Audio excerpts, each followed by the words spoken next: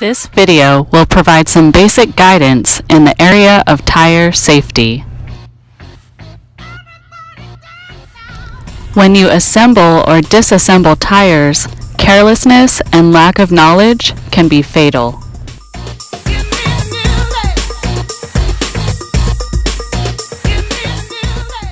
Tires can be disassembled by hand or with a fancy machine. In any case, always remove the valve core before disassembling any tire. And no matter what maintenance you're performing, always wear the appropriate personal protective equipment.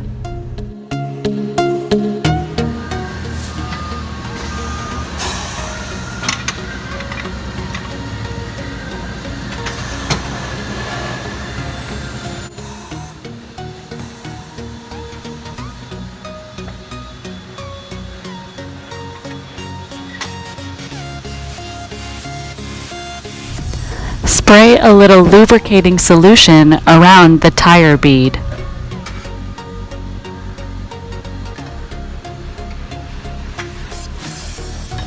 When using a tire disassembly machine, be sure to have a firm grasp on any tools so as to prevent them from slipping and hitting your body or face.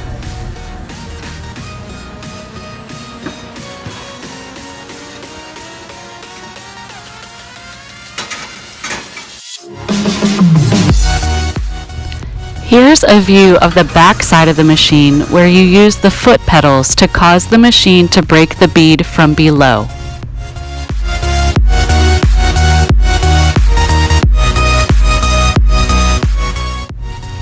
First, use a valve core removal tool to remove the valve core from the valve stem.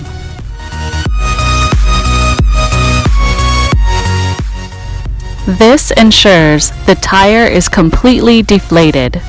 Always remember to wear eye protection in case the valve core slips out of your hand and comes flying out of the tire. Now it's time to get your gloves on and flip the tire over so that you can remove the retaining ring. This tire is often called a split rim or split ring tire because of this retaining ring.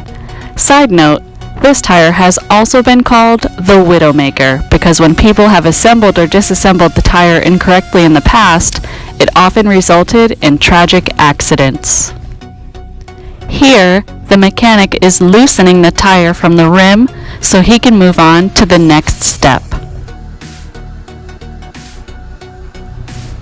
It will take a little bit of finesse to pry the retaining ring out of its groove. Look for a cutout near the split of the ring to fit your pry bar in and then work your pry bar around the ring. It's tricky because you have to balance keeping your feet on the ring in the event it would potentially fly up and hit you.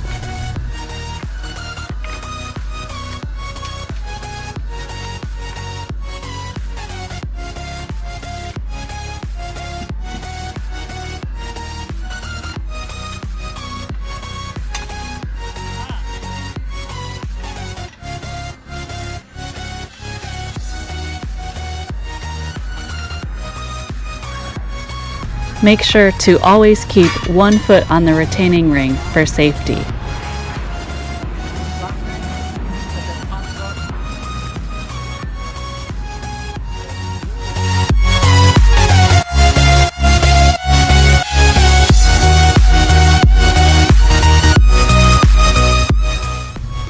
Turn the tire around and carefully pry the valve stem out of the way so you can fully remove the rim from the tire.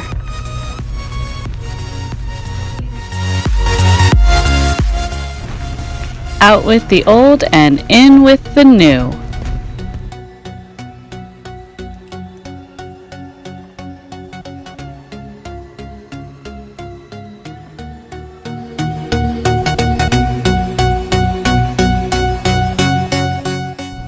Here's a word of advice from Carl about how to prepare the inner liner for assembly.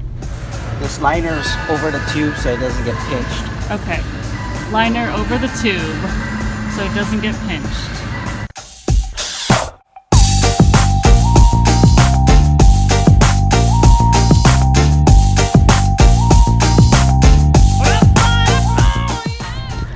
Line up the valve stem with the rim and carefully push the valve stem underneath the rim. Then, make sure the inner lining isn't pinched as you fit the tire over the rim.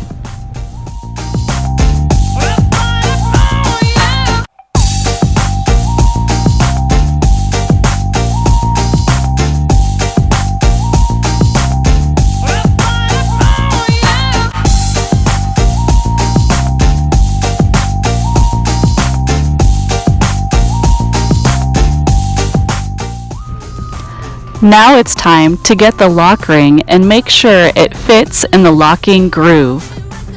If the lock ring doesn't sit perfectly in the groove, it can slip off and cause serious injury.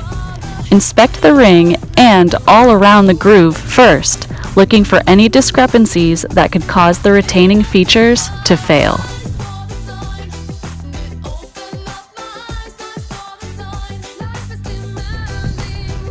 It will take a little bit of force to get the locking ring to seat properly. Tap the ring with a hammer to make sure it is in place.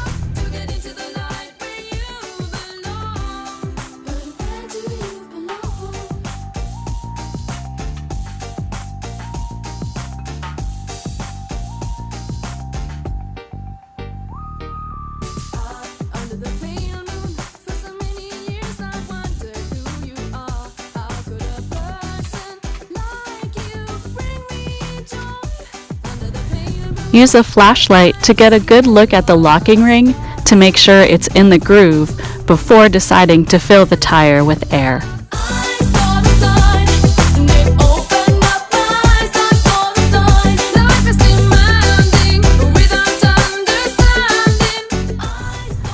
Before you inflate the tire, get your tire cage ready and roll the tire into the cage. Make sure to stand on the opposite side of the locking ring in case it becomes unseated during inflation and flies off the tire. Check the max tire pressure so that you don't overinflate the tire, and inflate the tire in steps so you can check that everything looks good rather than just putting air into the tire full blast.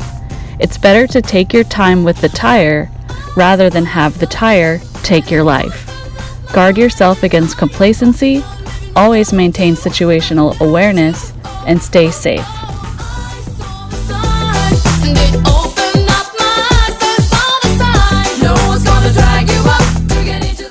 Thanks for checking out this basic tire safety video, and big thanks to Carl for all your help.